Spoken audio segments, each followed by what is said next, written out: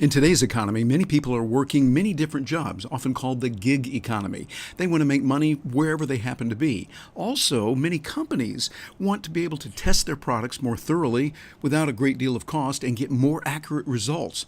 Well, I found a company that I want to share with you today that is working with blockchain technology, and they are blending in both sides of this so that people achieve the results they want. It's called Storm. I got a chance to talk with the president and the COO of this company. They're going to show you how you can earn anywhere, at any time, from any device.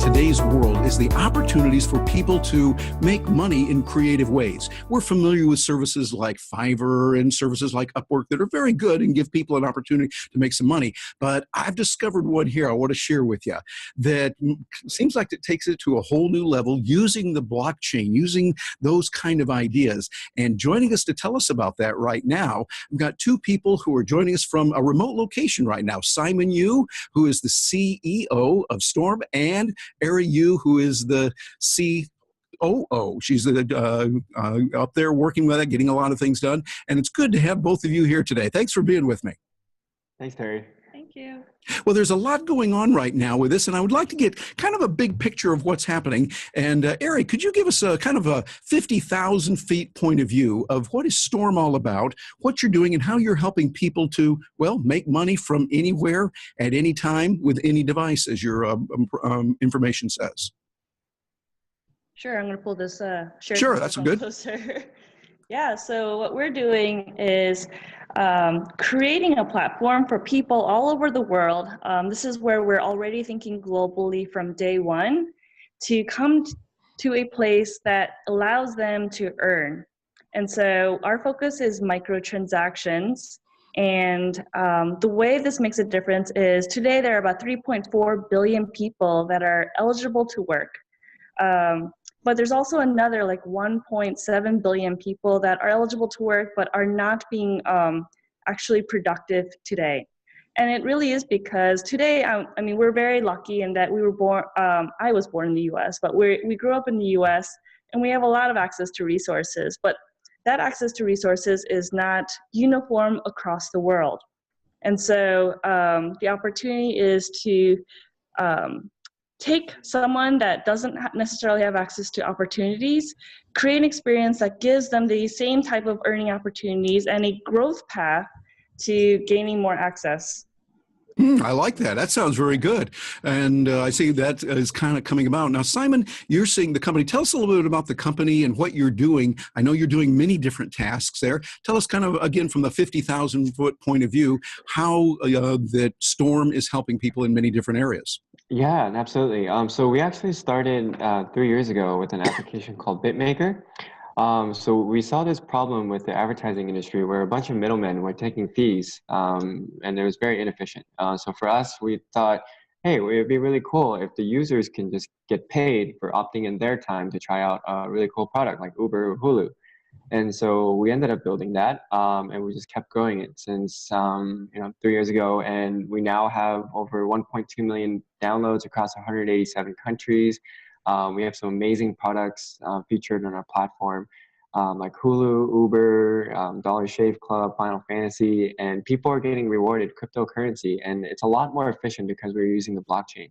And so when we're facilitating these microtransactions to sending payments to someone in India or Brazil or Canada or Korea, there's no fees that are associated because of bank fees or transfer fees or PayPal fees. It's more of the blockchain fees, and we've become we've become very efficient with the microtransactions, and we wanted to expand on this opportunity. We wanted to give people the ability to earn more.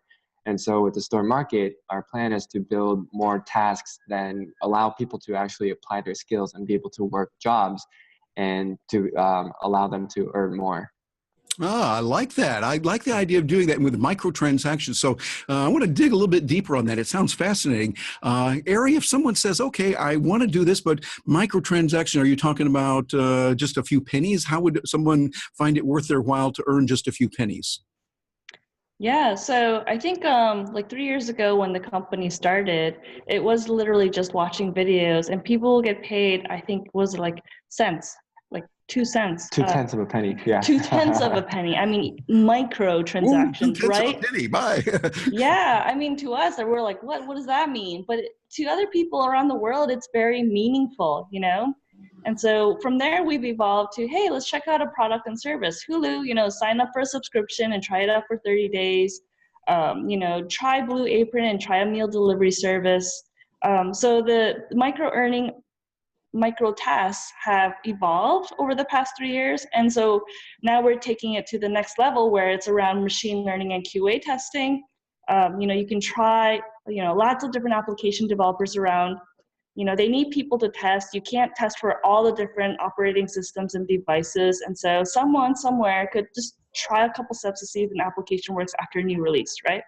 That is brilliant. So let me make sure I understand this. If I understand it, a company says, gee, we got a new program. We've got something new. We need to find out what it's like. We think it's good, but it sure would be good to tap into Storm and the 100 bazillion people that you have, all those people, and let them test it. And so I would think for the money and the funding, the company is saying, here is X number of pounds, euros, dollars, whatever they're going to put in there. They give that to you. Then you take that and you take a portion of that to pay the users a certain amount so that they will do the testing. Is that pretty much what you're doing? Yes. Yeah. Yeah, I like that. It seemed like that could be used for a number of different things. Like I could see, for instance, I do a lot of videos. A lot of people that produce videos on YouTube. Might be good to have people test that. If I could say, I want 20,000 people to test this. Yes. And I say, here it is. You say, Terry, that'll cost you X dollars. I go, okay, fine. Here's the check. Here's my credit card. X dollars is now there. And you say, now we're going to get 20,000 people to test this, to tell us what they liked about it, or what they didn't like, or what they would have preferred to see, or things like that. Am I on the right track on this? Yes. Yes. That's only one area. So I think what's really excited about our opportunity is there's so many different things that you can do. So if you only have time to just watch a short video, you can watch a short video. But if you have more time to check out a product like Uber, you can earn $25 by doing so. If you want to play a video game, because the video game companies want more users, and they can earn $10 by checking out this new video game. There's also, little job tasks like you're talking about, where people are saying, hey, I have an application, and this is more of a real life scenario that we're building. I have an application, but every time there's a new version that comes out for Android devices, there's hundreds of different devices, and there's hundreds of different versions. But the problem is when we try to hire a QA engineer, they normally use an emulator, and it doesn't test for every scenario. But we can get 20,000 real devices around the world and say, hey, there's a new app coming out. Can you make sure that you test this? Here's a checklist of 10 items that you have to go through, and then point out if there's anything missing. And then we can aggregate this data, and then we can send it to the app publisher. And it's actually a lot cheaper than it is to hire QA engineers to test non-real devices. And it's more efficient as well too. And we can actually get developers who can opt in their times, like, hey, I have an hour to kill. I'm really good at backend, and here's the services that I can provide for someone that's looking for a backend developer. Interesting. Well, I can see a real opportunity for that it's a win all the way around for the people who are actually earning money. Somebody getting $25, $30 can be a substantial amount of money for them in certain countries. And people that might be off work and they just want to earn a few dollars, they can do it. It's kind of like, seems like much like Uber or Lyft, they can work when they want to work. And if they don't want to work, they don't have to. Is it kind of like that? Yeah. Yeah, the way people work is completely changing. I mean, we've already seen that with the freelancer sharing economy, the gig economy. You can work from anywhere, anytime, from any device. And you'll also notice that is the tagline for Storm Market. Work anywhere, at any time, from any device. I like it. Well, I'm interested in some of the examples. So you've got so many of you, 187 countries, and over 500,000 people that have registered for you, 200-some thousand every month. What are some examples that you've seen where people had some real success, both on the advertiser or the vendor side, as well as the person they're earning? Give me some examples of that. Both sides. So actually the advertisers, so one of the companies that we're working with, they got acquired by a big company recently, but it's all about retention rate for most of these companies. So with the current mobile advertising, there's a problem because you're paying on a click basis, an install basis, or a view basis. And so when you pay advertisers like Google or Facebook, what ends up happening is you're paying when someone clicks on your ad, and it could be $2 to $20. But then it doesn't mean that the person's actually going to try out your product and actually be able to use it. And so for us is we really did a better job with stepping this up with gamification. So, hey, this is really fun. You're on a mission. You have a certain limited time to go check out this product. And then only if you complete checking this product out, then you're rewarded. And because we actually take it a step further, the retention rate is a lot stronger because the people realize, oh, this is actually a really cool product. Yeah, I would use Blue Apron. This is super convenient versus people just paying for watching a Blue Apron ad. And so one of the advertising user case that we had was the ad networks averaged about 13% for retention rate across a 30-day retention rate period. But for us, we did about 70% retention rate 30-day average. So we overshot the other ad networks by a huge amount. So they're continuing to put budget with us every month. And from a user side, one of the really fun stories that we have is when we launched Ethereum as a payment method back in February, and price of Ether was around $10. And then in a few months, it shot up to $430. And we had users emailing us saying, oh my God, your Hulu offer gave me $430. Wow, thank you guys so much. Like, this is crazy. So it paid for 2 years worth of their membership at the end of the day if they wanted to. And it was a great feeling. That is brilliant. Yeah, I love it. Arry, anything you want to add on that, stories that you've heard or those that you're particularly proud of and make your heart sing? I think just hearing about people when they get to earn even $2 or $4 and being able to fend for themselves and actually live and not struggle so hard, really making meaningful impacts to people around the world is what really drives us. That's our mission. Earn anywhere, anytime, from any device, globally. Yeah, I like that. That is really something. Well, one thing I'm particularly fascinated with what you've done is before we were doing the recording here, you were telling me you've modeled this after a lot of the gaming and the gamification of it and making it like that there's that challenge. Tell us a little bit more about the thinking behind that, because I think that is nothing short of brilliant. Using that strategy, and it gets people more involved than just say, yeah, I watched the video, I like the video. Okay, that's nice. But for them to really be involved with an apron and they say, hey, we ordered the food, we liked that, but the green beans were not as good, but boy, this squash over here was just fabulous. We really liked it. Getting that kind of thing. What was behind the thinking of using gamification? Yeah, so for us is taking the step further. Most of our team is a very millennial team. We're in their late 20s. And we grew up playing video games. And what we really found fascinating about Final Fantasy, World of Warcraft, some of these role-playing games is how they get people so addicted. And, at the end of the day, it all comes to mathematics. It's this feeling, this journey of leveling up and having a quest to fulfill and saying you have to kill 200 monsters. And then only when you do so, you receive some kind of fake gold or fake sword. And so there's this process where you have a quest to try to complete and to level up. And at the end of it, there's a reward. But for us, our thought is, hey, if we can gamify this experience with jobs and you increase your level based on the skill sets that you're continuing to build on. So if it's machine learning tasks, your machine learning tasks continue to increase, or if it's developer skills, your developer skills increase. And at the end of it, instead of fake gold, why don't you just receive real money? And this would be a life-changing environment. People would actually be happy to work because they can level up and feel like they're playing a game and they earn real money. And this is taking a step further. So for us, we're very fortunate to have some really strong gaming advisors on our team who's helping us design the structure. So we have Tom Bollock, who's the founding CTO of Zynga. They did Farmville and Mafia Wars and some of the best games on Facebook about a decade ago. And we also have Dr. Hernan, who's really helped the League of Legends team do with their strategy, and it's a really popular game. And also David Daniele, who headed the Xbox Live team. And so these guys, coaching us how to make this more efficiently, and then integrating our app function with the micro task function of what we're good at is blockchain. it becomes like this perfect product for the users.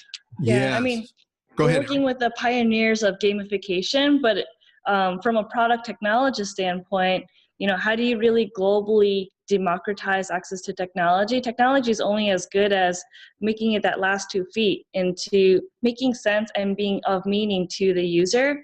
And so it really is about making it very simple and easy to use, not making it scary and feeling like cumbersome technology. The user experience and taking the gamification techniques to make it as simple as possible and as easy and enjoyable as possible for people to earn. Yeah, I like it. And by the way, for those of you that are watching this, think about what was just said there and how you can take these same concepts and translate them into what you're doing. Gamification, using blockchain, taking various elements that are working in other fields and then blend that into a whole new concept that satisfies everyone. Not just, yeah, we like your product, but hey, we're excited because we're going to make money. And those who are providing the products are saying, we're getting real world data on this. This is much more than just doing a quick survey online. It's giving us some real world data. So think about that, and you want to study what they're doing. Now, before I let the two of you go, because I know you got a lot going on, we got to do that. I want to get your perspective, and particularly, Arry, I'm going to start with you, because if you don't want to pry into anything that is confidential or private, but I know you've been doing incredibly well from a bottom line, from a business point of view, been growing rapidly. Tell us a little bit about that, why it is. I know your background's with Google and other companies where you just, learned about that hockey stick approach, and you have now brought that into Storm. Tell us some of the principles that have worked and what you would advise other companies that are watching this. An entrepreneur out there is watching it and she's wondering, how do I get my company to grow? What pointers can you take from Storm to give to them? Arry? I think, I can talk about it from a scaling point of view, but really the first key is that product market fit idea. And that's all the work that Simon and the team has done in all the data and the iteration that's involved. And so I think as entrepreneurs, it's really easy to become married and feel so personally and emotionally attached to what you're building. But to really build a business and build a company, you have to be willing to let it go and listen to the market and listen to customers.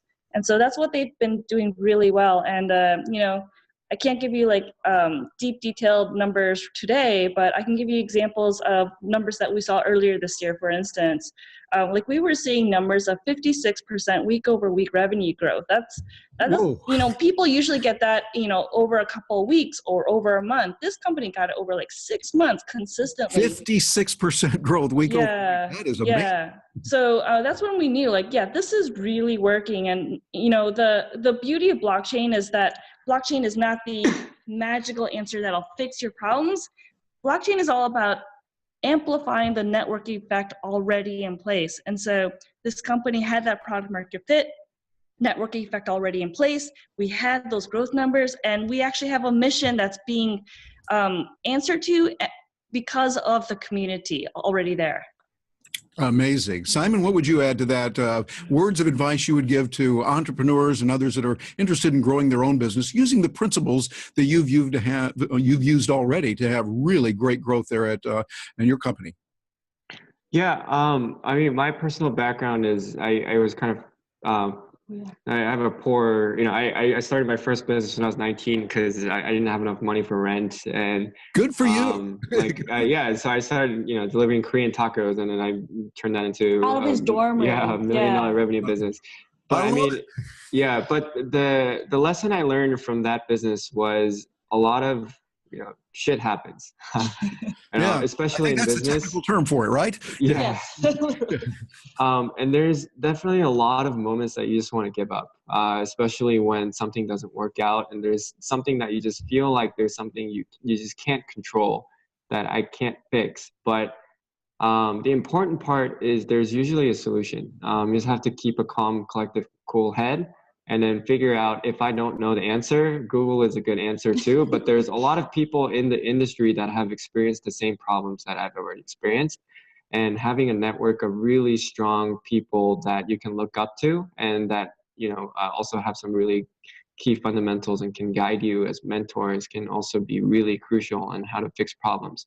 And so, like the first business, for example, it was a food truck, and it caught on fire twice, like a water tank blew up, and it was very extreme.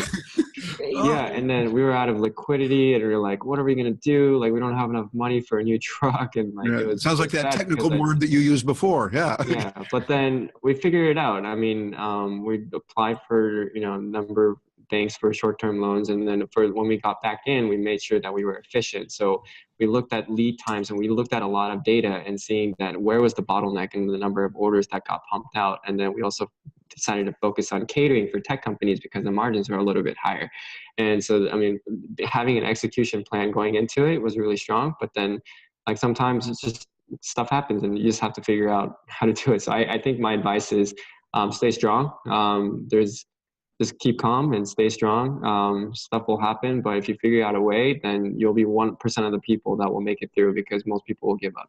Yeah. I love it. Boy, I don't know how you do this in video, but if this were print, I'd be bold facing and large font size those words that both of you just used. I think it's important. And for those of you watching this, listen to this. This is when you want to rewind this. Go back a little bit and listen to that again. Seldom does one exposure to new material really help you to learn it long term. So you want to go over this one again. Listen to what these two geniuses are talking about, what they're already doing right now in the midst of it. There's going to be times when you want to say, okay, I'm giving up. I'm not going to work. It's not worth it. We got the fire, we got this problem here, even though I'm trying to deliver tacos from the dorm room and get this done. Is the world against me? Oh, woe is me. Whatever shall I do? But right in that moment, when you're feeling like that, keep going. Figure it out, keep adjusting, keep adapting, keep changing. And this video here can be very, very helpful for you. And before we leave, any final words that I want to go to both of you on this, any final words of advice or where Storm is going, what we should watch for in the future? The floor is yours. Arry, we'll start with you. Yeah, I think just kind of riffing off what Simon just said, we may look really young, and actually I'm about 12 years older than Simon. The Asian, so you're 18? Look young. So you're 18 now, huh? But the leadership that Simon provides our company and our team is really, really amazing. I know he's going to be humble and blushing, but it really is what makes the difference. The ability to keep the team calm when all is crazy hell breaking loose, the ability to figure out and listen to the market, not react emotionally, have a very calm way and not get rattled by all the things that can go wrong in business.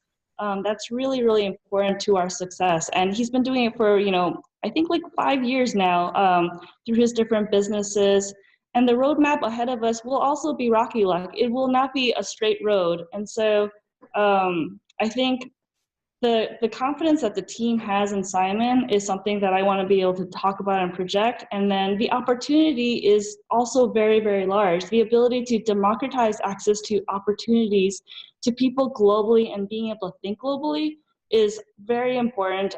It's not just important to us because, we have personal missions and emotional attachment in really wanting to do this for people. But it's also really important for us to be able to come together as a human society and really normalize what it means to earn, what it really means to grow oneself and actually advance in life. We all work really hard because we want to feed our friends and families, right? That is what unites us as a human race. Yes, wow, that is profound. Okay, Simon, any final words from you? Man, it's hard to follow up with that. That's a I know. message. It's like, wow, thanks a lot. Yeah. That's just fabulous and brilliant. It makes me want to cry a little bit.